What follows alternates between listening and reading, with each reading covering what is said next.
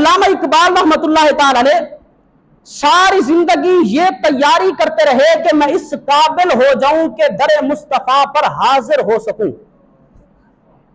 صبح شام اپنا محاسبہ کرتے تھے کہ کیا اقبال تو اس قابل بھی ہے کہ نبی پاک کی بارگاہ میں حاضری دے سکے.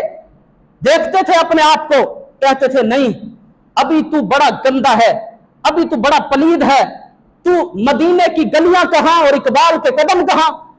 آپ اس انتظار میں، اس تیاری کے اندر علامہ اقبال ساری زندگی مدینہ المنورہ نہیں گئے. آپ کا وصال ہو گیا، اپنے آپ کو اس قابل ہی نہیں سمجھا کہ میں مدینہ المنورہ کے اندر جا سکوں. علامہ اقبال کا ایک شعر ہے، آپ فرماتے ہیں مجھے ہزار ندامت ہے، توجہ کرنا، بڑا پیارا شعر ہے.